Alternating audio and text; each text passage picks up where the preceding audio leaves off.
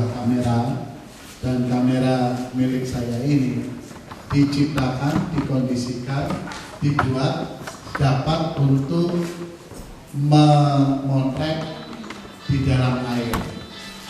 Jadi saya punya kamera yang dikondisikan, diciptakan, dibuat bisa untuk memotret di dalam air. Suatu saat teman saya meminjam kamera ini, dan apa yang terjadi saudara, saya tahu setelah dia pulang beberapa hari gitu ya, kok kamera saya nggak dibalikin gitu ya. Saya terima aja. 4 hari kemudian dia telepon saya mau ketemu nih. Oke, di mana? Di sini ini. Oke, ketemu. Lalu dia bilang, aduh saya minta maaf, betul-betul minta maaf. Kamu mau maafin saya enggak?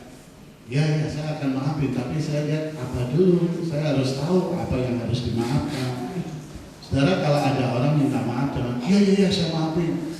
Nanti repotnya saudara, saya minta maaf, iya saya maafin. Kenapa? Jadi utang saya bebas kan? Nah, jadi dilihat dulu, tanya dulu, masalahnya apa dulu saudara. Lalu dia bilang begini, aduh saya menjadi orang yang sungguh-sungguh tidak bertanggung jawab.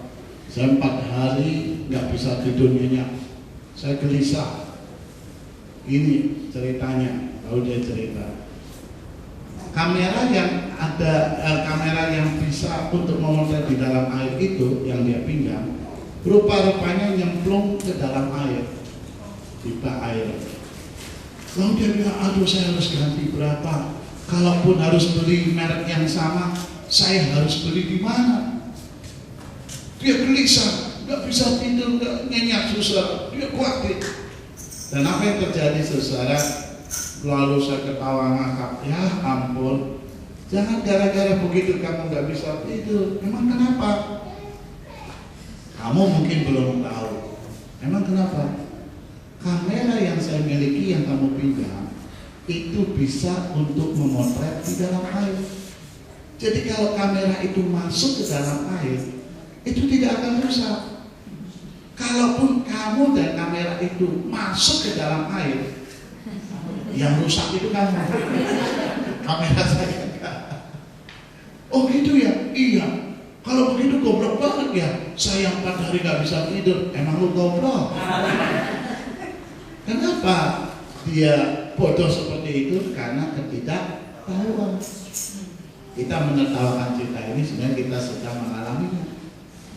Coba kalau ada orang Kristen punya masalah, gelisah, menghadapi masalah, lalu khawatir, menghadapi masalah, gak bisa tidur. Bodoh banget kita. Oke lah, kenapa? Karena kita nggak tahu. Puji Tuhan, hari ini Anda akan diberitahu oleh Tuhan. Istilahnya Anda akan ditepuk oleh Tuhan supaya nggak tahu ya. Nggak itu nggak itu tersadar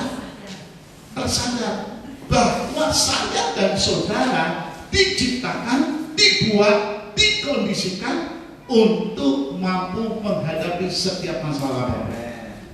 Maka kita dikatakan bukan saja pemenang, tapi lebih dari saudara. Nah, apa dasar saya mengatakan bahwa saya dan saudara dikondisikan untuk mampu menghadapi setiap masalah? Mari kita lihat di dalam Yohanes pasal 14. Yohanes 14, kita lihat ayat 15 sampai 17. Yohanes 14, Injil Yohanes 14 ayat 15 sampai ayat 17. Alkitab berkata, jikalau kamu mengasihi aku, kamu akan menuruti segala perintahku. Aku akan minta kepada Bapa dan ia akan memberikan kepadamu seorang penolong yang lain, supaya ia menyertai kamu selama-lamanya, yaitu Roh kebenaran. Dunia tidak dapat menerima dia, sebab dunia tidak melihat dia dan tidak mengenal dia. Dari kata tetapi kita baca sama-sama, dari kata tetapi ya. 3, 4. Tetapi kamu mengenal dia, sebab ia menyertai kamu dan akan diam di dalam kamu. saya itu bangga banget menjadi orang Kristen setelah membaca, ya lebih hebat lagi setelah membaca ayat ini. Roh kebenaran itu bukan saja menyertai kamu, tapi akan diam di dalam kamu. Ini gembala saudara made in Jawa ini ya. Kalau orang Jawa tengah bagian selatan, tapi ya rasanya gembala juga ngerti yang namanya kepercayaan kepada Tuhan Yang Maha Esa, yang istilah di Jawa bagian tengah selatan itu namanya kejawen. Kepercayaan kejawen, puncak dari penganut kejawen itu adalah manunggaling Gusti. Manunggaling Gusti itu dari kata manunggal, ya, itu satu kata kerja untuk menyatu ya. Manunggal itu bersatu menyatu. Jadi ada usaha untuk menyatu bersatu dengan Gusti. Manunggaling Gusti. Nah, orang kalau udah sampai tahap itu udah paling sempurna. Lalu saya pikir begini, saya itu bangga menjadi orang Kristen, bangganya begini. Sementara orang berusaha untuk bersatu, menyatu dan menjadi satu dengan Tuhannya. Lah kok Tuhan saya yang menyatu ke saya, akan diam di dalam kamu. Perjanjian lama, Allah kita di sana, kita di sini. Perjanjian baru, Allah kita di sini, yaitu Yesus jadi manusia, Allah di sini, kita di sini. Perjanjian lama, Allah di sana di surga, kita manusia di bumi. Perjanjian baru, Allah di sini, Yesus datang jadi manusia, kita di sini. Zaman sekarang itu luar biasa. Allah ada di dalam diri kita. Ini yang membuat saya merinding dan bersyukur. Dan menurut saya masuk logika, kalau Allah yang manunggal ke kita, daripada kita berusaha untuk manunggal ke Allah. Karena kalau kita mencoba manunggal ke Allah, kok kayaknya lebih nggak masuk logika ya, daripada Allah yang menyatu dengan kita. Contoh, saya berikan ilustrasi. Presiden Indonesia kan SBY, Susilo Bambang Yudhoyono. Kira-kira menurut Anda masuk logika yang mana? Saya mengajak SBY makan di restoran, atau SBY ngajak saya makan di restoran? Kira-kira yang gampang terjadi, mudah terjadi, kira-kira yang mana? Saya ngajak SBY makan di restoran, atau SBY yang ngajak saya makan di restoran? SBY kan? Kenapa? Karena tingkat sosialnya SBY itu lebih tinggi dari saya. Tingkat sosial Allah itu sangat tinggi, kita sangat rendah. Jadi kalau kita mau manunggal sama Tuhan, menurut saya itu lebih nggak masuk logika. Yang masuk logika, Allah ada di dalam kita. Susah. Inilah yang membuat saya penuh sukacita, ditambah 1 Yohanes 4 ayat 4. Di dalam 1 Yohanes 4 ayat yang keempat, di sana dikatakan saudara, 1 Yohanes 4 ayat yang keempat, bahwa kamu berasal dari Allah anak-anakku, dan kamu telah mengalahkan nabi-nabi palsu itu, sebab roh yang ada di dalam kamu apa? Lebih besar daripada roh yang ada di dalam. Saudara sadar nggak sih, roh yang ada di dalam Anda itu lebih besar daripada roh yang ada dalam dunia ini. Maka nggak masuk logika saya kalau kita lalu kalah sama dunia ini, kita akan ditertawakan oleh dunia. Kita cuma menang badan doang, badannya kuat, hebat, bagus, tapi sama si kecil kita kalah. Contoh, di Indonesia ada orang yang badannya kekar, terkenal namanya Aderai. Aderai badannya kekar, hebat. Lalu ditantang sama Doyok, pelawak itu Doyok yang kurus dari. Dia ketakutan minta ampun. Ini diketawain orang loh. Bukankah selama ini kita juga dikatain orang? Orang Kristen kok kalah dengan masalah. Orang Kristen punya masalah kok kehilangan ingatannya. Itu sendiri. Orang Kristen punya masalah kok stres.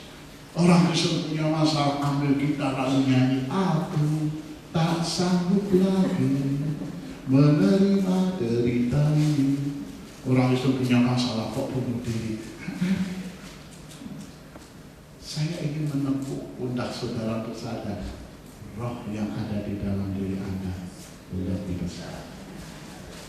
Saya dan saudara dikondisikan, dibuat, diciptakan untuk mampu mengalahkan apapun, masalah apapun. Saudara, jangan bikin dunia menertawai kita.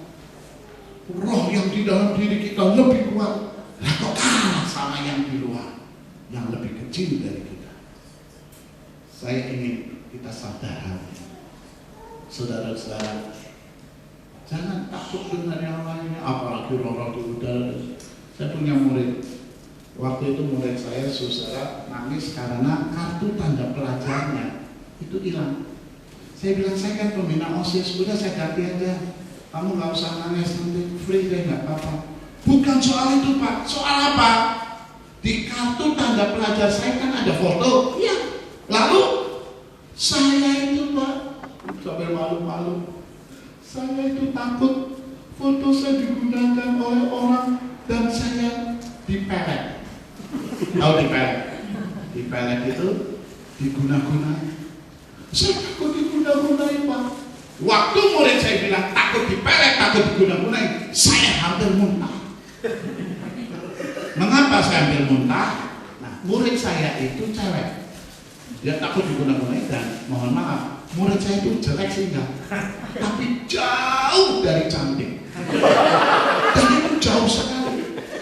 Ya gimana saya nggak mau muntah? Saya pikir siapa yang mau guna-gunain kamu? Paling iblis yang iseng yang guna-gunain. Nah, kalau ngomong itu ngaca dulu.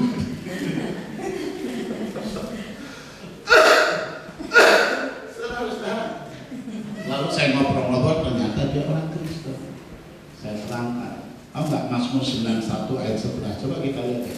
Mazmur 91 ayat 11. Mazmur 91 ayat 11 di sana dikatakan, ya, daripada saya buka langsung saya dengan nungguin itu aja. Karena tadi saya khotbah ya buka ini nyetrum dulu. Daripada sengsara mendingan saya kesetrum.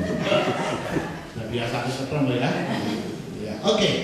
Sebab malaikat-malaikatnya akan diperintahkannya kepadamu untuk apa? Di mana menjaganya? Di maaf ya, serendah-rendahnya tingkat sosial kita, serendah-rendahnya ekonomi kita itu punya pengawal. Dan saudara tahu tugas pengawal. Tugas pengawal itu bukan saja melindungi kita secara fisik saat ini, tapi untuk kedepannya, untuk keluarganya dan lain. Contoh nih contoh. Misal Presiden SBY mau datang ke gereja ini. Pertanyaan saya, apakah pengawalnya itu hanya mengawal SBY Presiden itu sampai datang sampai di sini? Kira-kira begitu nggak? Enggak. Tapi ruangan ini sudah ada banyak pengawal SBY. Istilah kata ruangan ini diapa? Steril. Apa nggak enak sih jadi orang Kristen? Nah, kemana kita pergi udah di steril? Kita itu orang hebat, cuma kita itu nggak gitu loh saudara. Gergetan loh saudara. Istilahnya gergetan tuh lihat anak kecil pegang duit $100, jadi bingung begini sobek-sobek ini gergetan. Ya buat saya gitu. Itu bisa lebih penggunaannya lebih bagus dan lebih cepat. Ya. Jadi susahnya gergetan. Anda dan saya itu orang yang hebat, cuma nggak pede gitu loh. Nggak pede karena nggak pernah ikut pede. Nggak pede, nggak percaya diri, nggak pernah ikut pede bersuara doa gitu. Jadi sadar, saya dan saudara itu diciptakan, dibuat, dikondisikan mampu menghadapi setiap masalah apa. Ya cara dia. Sebelum saya mission trip ke Australia, saya mission trip dulu ke Jawa Tengah, desa-desa. ke Ungaran, lalu Salatiga itu apa namanya, di atas yang dingin Salatiga itu sampai itu. Nah sekarang saya pergi sana, lalu saya memang standby-nya atau tempat tinggalnya di ada orang ngasih tempat di Semarang. Lalu malam, Pak mau khotbah nggak besok? Siap. Ya kalau kosong, khotbah aja. Gimana? Tempat penampungan orang stres. Ya, untuk saya orangnya itu seperti istri saya, apa aja bisa khotbah. Istri saya khotbah di anak kecil sampai orang dewasa, dan saya bisa aja. Jadi saya juga bisa. Saya khotbah di orang intelektual tinggi, mahasiswa UPI, para dokter di rumah sakit Pertamina bisa ya, atau Atmaja dan sebagainya, atau di orang yang IQ-nya bukan saja jongkok tapi tiara. IQ tiara parah. Ada yang lebih parah lagi, IQ-nya menyelam. Itu lebih parah. Pernah khotbah di orang-orang yang the have gitu ya. Wah di hotel bintang 5 pakai jas, sampai di para gelandangan. Kalau khotbah di para gelandangan, baunya alami. Tapi kalau khotbah di orang-orang kaya, baunya dari bahan-bahan alami. Cuman yang satu alami, yang satu dari bahan-bahan alami. Kenapa yang terjadi saudara? Saya khotbah di sana, banyak orang ke sana loh. Ya, dan untung saya sudah punya pengalaman di daerah saya sekarang itu ada yang namanya Panti Laras. Panti Laras itu dari pemerintah Indonesia, pemerintah Jakarta itu ya, khususnya Jakarta Barat. Orang-orang gila yang di pinggir jalan itu diambilin. Katakanlah orang gila lebih pintar loh sama orang cerdas. Pernah ditanya, kenapa kamu jadi orang gila di pinggir jalan? Dia jawab, karena kalau di tengah jalan tertabrak goblok. Udah juga. Pernah loh presiden masuk ke situ. Dia bilang, saya ini presiden Indonesia SBY. Diketawain. Oh, yang mana SBY? Kamu gak percaya saya SBY? Oh, ketawa. Ada orang gila deketin. Dah tenang aja, pertama kali saya masuk juga saya ngaku presiden Amerika.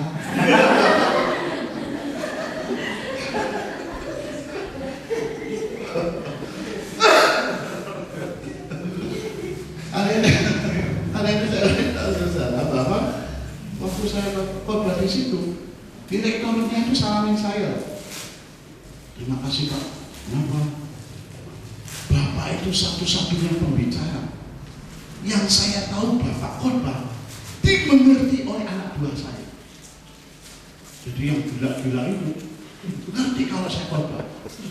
Satu sisi saya senang, berarti saya khotbah dengan baik kan? Sisi yang lain saya mikir, jangan-jangan saya bagian dari itu.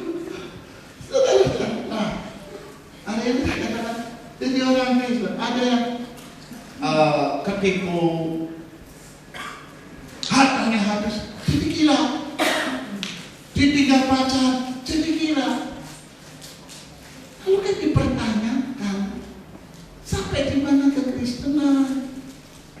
Katanya roh yang ada di dalam dirimu lebih besar.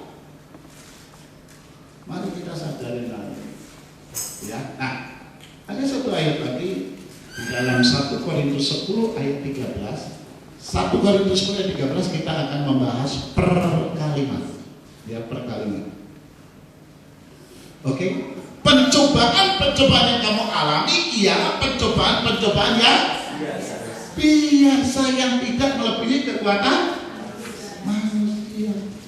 Nah, saya pernah khotbah ini ada ibu marah. Enak aja Bapak Pendeta ya kalau ngomong. Pencobaan yang kamu alami pencobaan yang biasa. Bapak Pendeta sih nggak ngerti sih, nggak pernah mengalami. Saya itu sakit kanker stadium tertinggi. Stadium tertinggi? Bukan, Stadium Utama Senayan Jakarta. Itu stadium. Oh itu stadium. Jadi udah paling tinggi stadiumnya. Enak aja Bapak Pendeta bilang pencobaan kemarin pencobaan biasa. Tenang Bu, tenang. Apa sih artinya biasa Bu? Menurut saudara arti biasa apa? SBY yang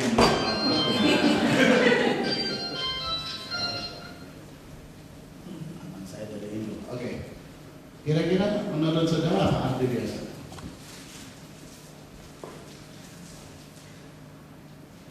Mengheningkan sudah selesai. Apa biasa? Hengkang kecil, agak itu. Kalau kita lihat bahasa Inggris itu lebih jelas ya. Itu amannya umum, ya biasa umum atau nggak spesial atau orangnya juga alami, ya kan? Orangnya juga alami. Nah, saya bilang tenang Bu, memang yang sakit kanker cuma ibu. Ya enggak sih, itu tetangga saya atau di rumah sakit banyak juga yang sakit kanker. Berarti apa Bu? Biasa. Yang namanya biasa itu adalah yang bukan khusus itu. Ya wajar. Contoh. Anda jangan bilang begini, aneh ini rumah makan, saya masuk lapar, begitu habis makan kenyang. Loh, itu mah biasa, orang habis makan kenyang. Wajar. Bu, maaf Bu, memang yang sakit kanker cuma ibu? Enggak sih, yang lain juga ada. Betul kan Bu? Biasa. Ada bapak-bapak marah sama saya. Enak aja Bapak Pendeta bilang percobaan kamu alami percobaan yang biasa. Saya baru ditipu orang 10 miliar rupiah. Maaf Pak, memang yang ditipu cuma Bapak saja. Ya enggak sih, teman saya bahkan kena 15 miliar. Perusahaan teman saya kena 25 miliar. Makanya Pak biasa. Kecuali yang ditipu cuma Bapak, nah itu luar biasa. Dan maaf Pak ya, saya nggak pernah ditipu 10 miliar oleh orang lain. Bukan karena saya cerdas, tapi saya nggak punya duit segitu. Ini gimana mau ketipu 10 miliar orang nggak punya duit segitu? Maka bersyukurlah Anda yang nggak punya duit 10 miliar. Anda nggak akan ditipu. Hari ini saya katakan ke saya, waktu saya bilang begitu. Nah, mari kita akan. Saya itu khotbah ingin Anda juga pakai logikanya. Mari kita berlogika ya. Apa betul sih pencobaan kita alami pencobaan biasa yang secara umum yang lain juga mengalami wajar? Caranya begini. Tolong kasih tahu kepada saya. Anda silakan beritahu kepada saya masalah apa saja yang Anda miliki dan orang lain yang alami. Coba. Ditinggal suami, emang situ aja yang tinggal suami? Ada kan yang lain tinggal suami? Ditolak cintanya, emang situ aja yang ditolak cintanya? Saya berulang kali tahu. Sakit, emang situ aja yang sakit? Ya. Ditipu orang, emang situ aja yang ditipu orang? Sekarang Anda kasih tahu kepada saya, ada nggak di antara saudara ngasih tahu sama saya, ini loh saya punya masalah yang orang lain nggak punya masalah seperti masalah saya. Kalau Anda bisa nyatakan itu, maaf kata secara ekstrim, saya sobek dunia. Jadi ayat ini salah. Tapi saya pikir saya tidak akan pernah menemukan saya punya masalah, orang lain nggak punya masalah seperti saya punya masalah. Itu namanya biasa. Jadi apa sih masalah saudara yang orang lain nggak punya juga? Jadi biasa. Pencobaan yang kita alami adalah pencobaan biasa yang tidak apa? Melebihi kekuatan manusia. Maaf, saya ngomong agak kasar. Anda manusia bukan? Agak kasar ya. Yang manusia nggak akan marah, yang bukan manusia malah marah. Anda manusia?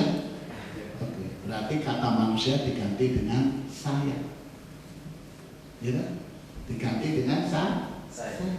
Pencobaan yang kamu alami adalah pencobaan yang tidak melebihi kekuatan saya. Ya udah.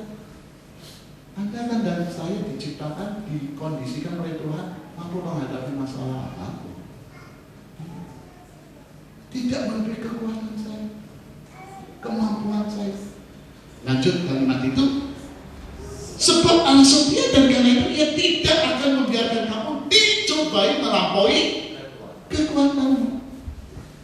Nah ini saya suka ada anak-anak yang ilustrasi. Siapa namanya anaknya? Ini Timotius ya. Umur berapa? Pak Bu? 19 bulan. Jalan? 19 bulan. Oh 19 bulan. Saya pikir jalan 19 bulan. Kemana kita lama? Orang saya cuma 20 hari jalan. Oke, pertanyaan saya Bu. Ibu kira-kira ini misalnya Ibu beli beras 20 kilo. Kira-kira Ibu pernah nggak nyuruh si anak ini ngangkat beras 20 kilo? Kenapa Bu? Nggak kuat. Nggak kuat. Yakin nggak kuat? Yakin. Yakin. Pertanyaan saya, sudah pernah dicoba belum? Hah? Belum. Belum. Sok tahu. Ibu ini sok tahu. Belum dicoba kan? Belum. Coba dulu. Siapa tahu pakai rotan dia kuat. Kira-kira perlu dicoba nggak? Yang bilang perlu geblok gitu. Nama 19 bulan semangat beras 20 kilo.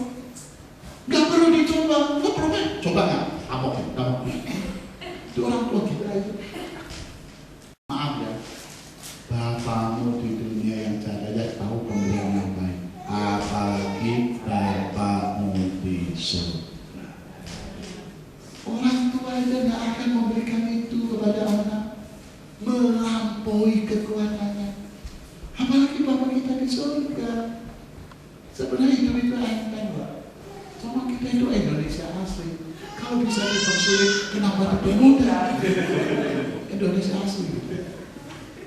Saya bikin kakak itu 2 bulan nggak selesai sampai sekarang. Padahal tinggal ngeprint. Ahlinya, ini Pak, tinggal print sehingga rusak. Ini saya taruh kali depan Pak ya. Saya suruh orang ngambil, belum jadi juga.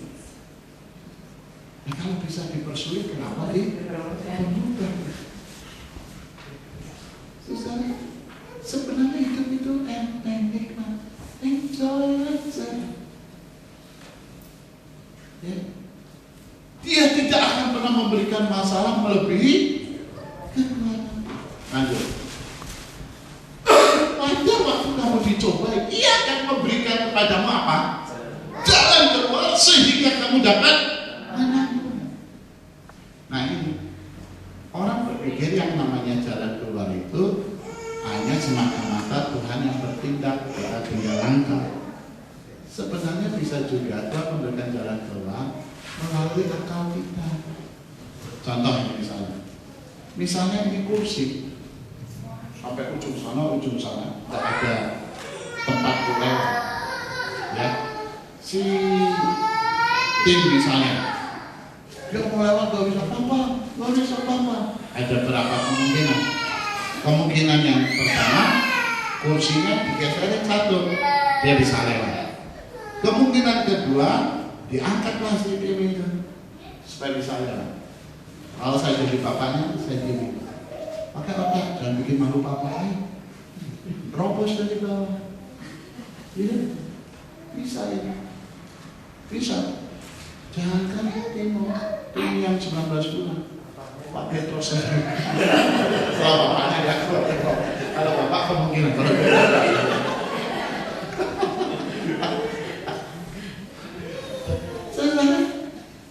maksudnya pakai otak gitu. Untuk apa Tuhan kasih otak? Nah, banyak kan buku-buku humor yang kadang-kadang meledek orang Indonesia itu, kadang-kadang nggak pakai otak. Ya ada cerita di buku humor misalnya orang Indonesia, orang Amerika, jadi lelang otak orang Indonesia, otak orang Israel, otak orang Amerika, otak orang Inggris. Dilelang, yang paling mahal adalah otak orang Indonesia. Kenapa? Bersih, rapi, nggak pernah dipakai. Kalau yang lain itu udah karena sering dipakai. Sampai ada orang Indonesia, orang Amerika, orang Inggris naik mobil kecelakaan. Orang Amerika, orang Inggris kepalanya luka-luka. Orang Indonesia puji Tuhan kakinya yang luka-luka. Bawa ke rumah sakit untuk meneliti sakitnya di mana sampai sebatas mana. Orang Inggris, orang Amerika di scan kepalanya. Dokter bilang bagus, nggak gegar otak. Giliran orang Indonesia di scan kakinya, gegar otak. Karena otaknya didengkur.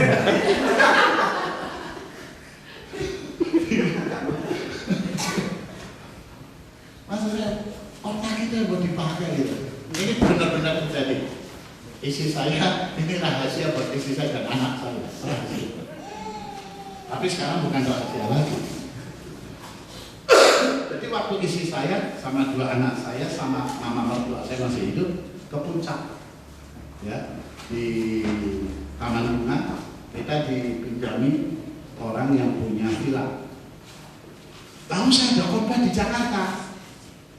Saya ke Jakarta, mandi di kamarnya Kefas di lantai 2. Waktu masuk, saya kekunci dari dalam, gak bisa keluar. Gimana?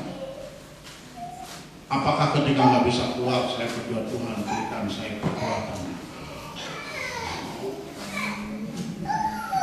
Ini namanya Tai Chi, supaya bisa dobrak. Udah, saya pakai logika sederhana.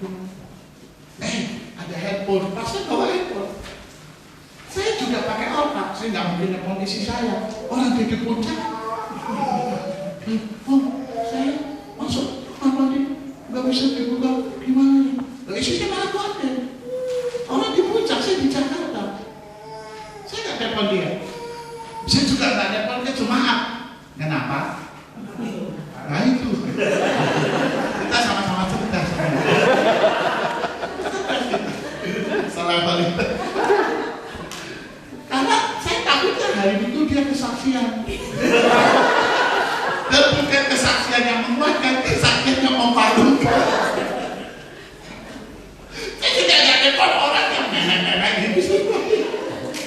Saya telepon yang tetangga yang badannya tetangga ada di sini juga kan.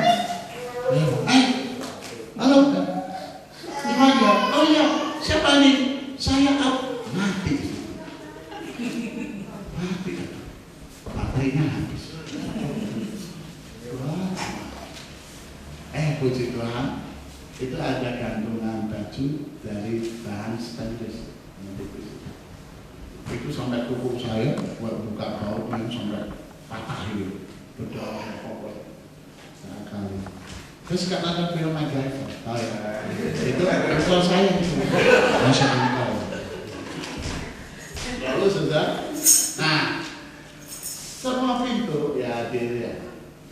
Ini kayaknya bahaya juga ya, colokan itu yang saya trauma dengan itu. Yang bulat ada colokan, habis dicolok ya bisa nyolok. Jadi pintu itu, ini kalau kita lihat pintu ini selalu ada belakangnya engselnya. Itu engsel ini ya, jadi pintu dari pihak pintu ada apa gitu ya, dari pihak yang pinggirnya juga. Nah ini dijadikan satu, diikat pakai kayak paku. Selama paku itu bisa dicabut, digoyang-goyang lepas, beres. Oh saya usahain, akhirnya lepas juga, beres juga. Logikanya gimana? Kadang-kadang kita nggak berlogika. Saya akan buktikan Anda lebih pakai logika untuk hal-hal jasmani daripada rohani. Misal, siapa yang kerja di sini? Bapak kerja? Tidak. Ketakutan. Pikirannya saya minta kerja. Anda kerja ya? Siapa namanya Pak? Robert. Ya, anaknya Pak. Anak pertama juga. Bapak dosennya seminaris, rektornya Pak Yonatan Tisna. Ya, Robert. Nah, Pak Robert, misalnya nih, nanti jawab biasanya. Misalnya Anda besok, ini posisi di Indonesia lah, katakan di Sydney, di Indonesia. Anda besok jam 8 akan tanda tangan sama pemilik perusahaan dan presiden direktur perusahaan. Anda akan naik pangkat jadi direktur utama. Oke ya? Malamnya hujan lebat, sampai pagi hujan lebat. Anda mau berangkat ke kantor untuk tanda tangan jadi direktur utama, banjir setengah lutut. Pertanyaan saya Pak Robert, berangkat juga nggak? Ditanya Allah atau tim saya, seakan-akan nanya aku. Berangkat nggak? Berangkat, kenapa? Ini jadi direktur utama ini. Jadi direktur utama. Misalnya kuliah, misalnya kamu ya, nggak bisa nanti kamu kuliah. Besok ujian skripsi supaya Anda punya gelar. Malamnya hujan lebat, sampai pagi hujan lebat. Mau berangkat ke kuliah ujian skripsi, banjir setengah lutut. Berangkat juga nggak? Hah? Oh ini Indonesia sulit untuk online ujian. Ya, berangkat nggak? Berangkat. Akal-akalin kan Pak Robert sama Anda akali gimana supaya sepatunya nggak basah? Di gimana ya? Ditelan. Nanti sampai kantor muntah ya. Nggak maksudnya ya kalau di kantong plastik kalau pakai celana pendek dulu ya nggak kan? Nanti sampai sana rapi. Hebat. Tapi coba nih kalau Anda mau ke gereja, lain. Misalnya besok mau ke gereja, malam itu hujan lebat, sampai pagi hujan lebat, mau berangkat banjir. Oh haleluya. Otaknya hilang, nggak cerdas. Alasannya Allah mengerti, Allah nggak ke gereja.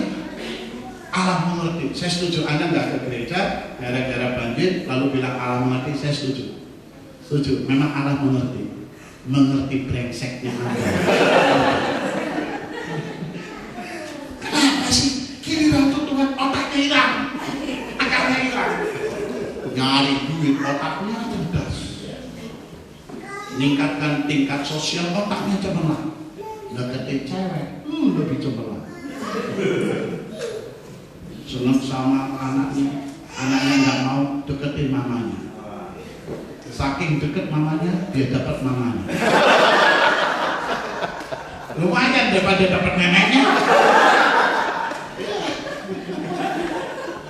Haleluya. Ayo kalau secara logikanya dipakai cerdas untuk dekat sama Tuhan. Padahal itu yang pertama loh. Dengan dekat sama Tuhan, Anda terberkati. Saya ingin sudah menjadi orang yang cerdas dalam menghadapi masalah apapun cerdas. Nah, saya mau tes nih, Anda cerdas nggak ya? Misalnya suatu saat ini di Indonesia di Jakarta ada orang starter motor nggak bisa yuk. Apa dulu yang diperiksa? STNK? STNK-nya basah ini. Itu mah goblok banget. Apa yang mereka dulu? Bensin. Yang betul kunci kontaknya. On atau off? Ya kalau Allah percaya karena ini kejadian betul-betul. Saya lagi kabar pagi loh, ada orang nggak bisa. Saya lihat kunci kontaknya orang ketawa, goblok banget. Jadi ini orang kalau mau pintar nyetir mobil apa dulu? Kontaknya salah, buka pintu dulu. Masa tetap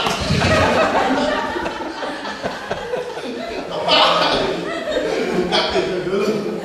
Nah, duduk baru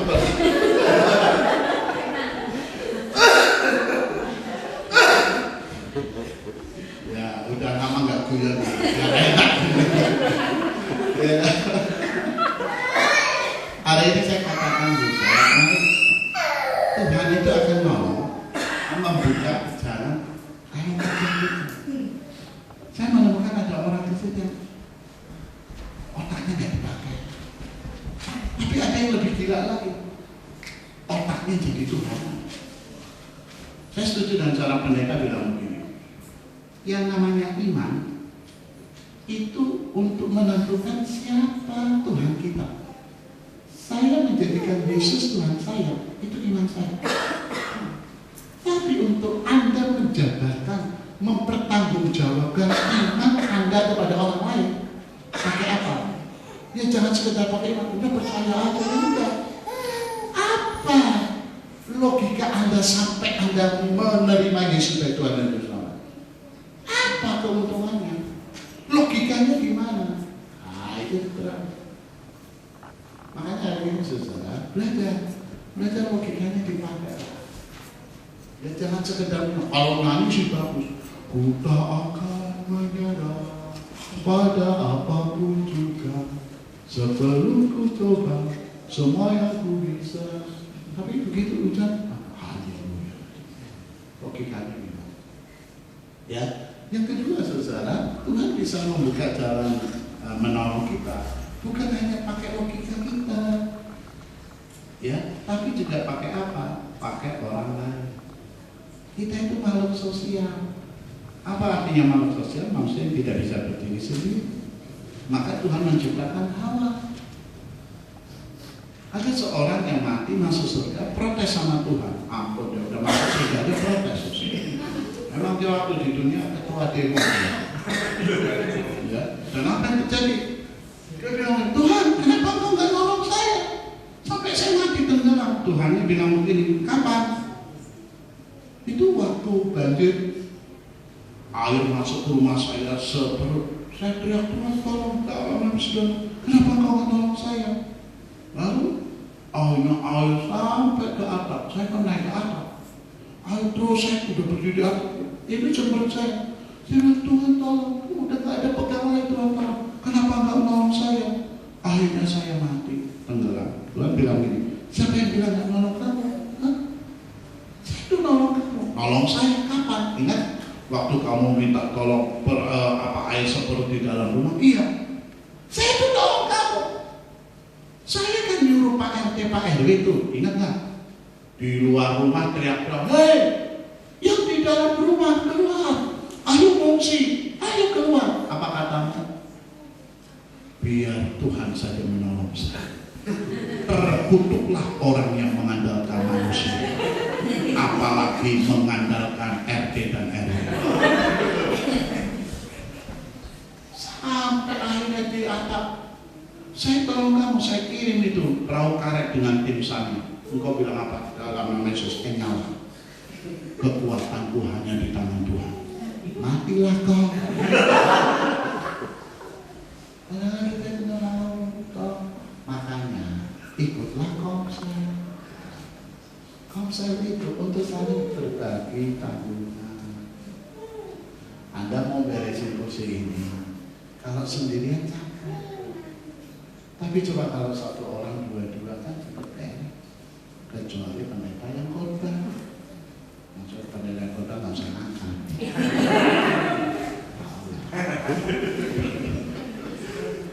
Kasih contoh. Tidak. Jadi kan ada istilahnya apa namanya itu bahasa Indonesia-nya ringan bukan berat sama ringan sama jadi kompakin itu beres. Saudara, jadi dengan Komsel gini kan, Anda kalau punya masalah itu jangan dipegang sendiri di sini. Semua orang di antara kita, semua orang yang hadir itu punya batas maksimal menahan masalah. Jangankan soal jiwa ya, ini soal fisik ya. Kira-kira Bapak berapa kuat ngangkat kursi ini? 2. Astagfirullah. 20. 4. Kayaknya nggak bisa jadi besan. Saya kan gereja banyak kursi ya, kalau makan 4 kapan selesainya? Belum makan, Pak. Kalau makan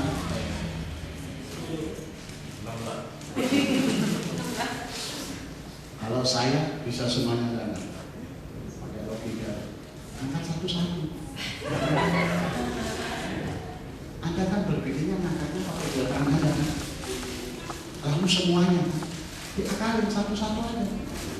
Selain itu bisa juga apa? Pakai alat.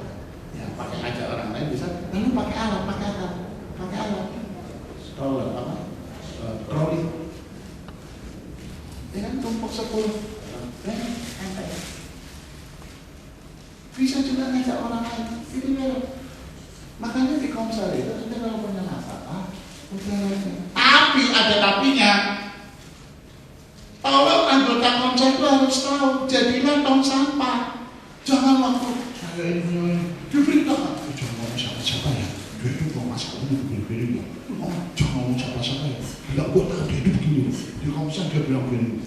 Oh, jangan ngomong siapa-siapa ya. Yang terakhir siapa-siapa jangan ngomong. Karena udah ngomong semua. Lebih baik itu untuk kita doakan, bukan untuk kita gosipkan, tebarkan. Dan kalau punya masalah, lapor sama Bapak Kepala, Ibu Kepala. Saya yakin Bapak dan Ibu Kepala itu sudah sapa, nggak mungkin. Begitu tahu ada Ibu, saya punya masalah begini, Mbak. Saudara-saudara, Roh Kudus bilang saya tadi malam Ibu itu ngaku. Dia punya itu yang duduk di sana. Bertobatlah, itu kalau nggak gereja hancur pasti dibakar oleh ibu.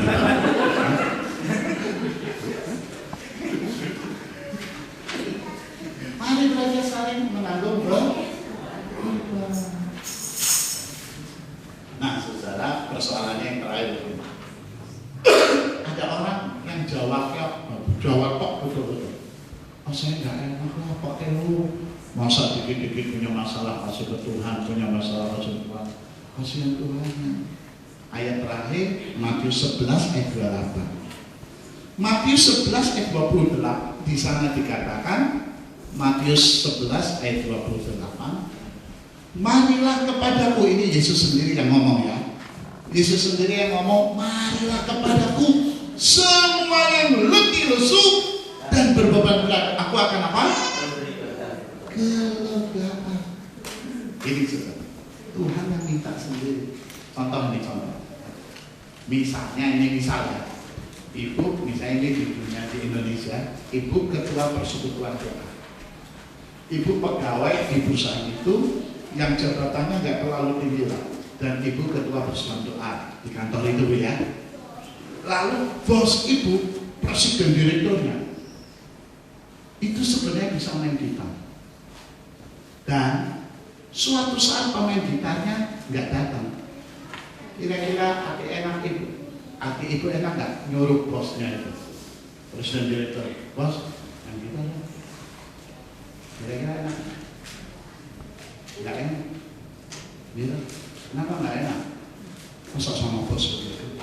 Tapi misalnya suatu saat bosnya ngomong sama ibu, sebenarnya saya juga bisa main gitar. Ya, saya sekarang lagu-lagu rohani. Lalu dia bilang ke bosnya, nanti kalau ibu, kalau ibu main gitar, jangan. Nanti kalau pemain gitarnya nggak datang suatu saat, nanti biar saya aja yang main. Nah, kalau bos itu udah ngomong begitu sama ibu, suatu saat pemain gitarnya nggak datang, ibu enak nggak? Berani nggak ngomong sama bos suruh main? Berani. Kenapa? Karena dia udah ngomong kan, nawarkan diri. Saya beritahu, Yesus itu menawarkan diri ini. Marilah kepadaku kau yang lebih lesu dan berat. Jangan peseli, jangan gak enak hati. Orang dia yang minta kau. Itu, mari kepadaku kau yang lesu dan berat. Jangan, Allah enak lah masa dikit-dikit kedua, gak enak. Oh, dia yang minta kau. Gunakan kesempatan ini. Gunakan fasilitas ini. Sebenarnya kita mampu menghadapi masalah apapun, cuma kitanya aja yang nggak bisa memanage yang baik. Tapi hari ini Anda udah dikasih tahu, saya nggak mau dikatain goblok lagi. Saya menghadapi masalah pun saya pasti gunakan banyak cara, segala cara, dan Tuhan tidak memberikan jalan keluar. Serahkan kepada Tuhan. Tuhan akan memberikan jalan keluar. Serahkan pada Tuhan. Tuhan akan memberikan kelegaan. Wah, kalau Anda tahu prinsip seperti ini, hidup itu nikmat, hidup itu enak, ya, dan kita menjadi lebih dari pemenang. Amin. Mari kita berdoa. Amin.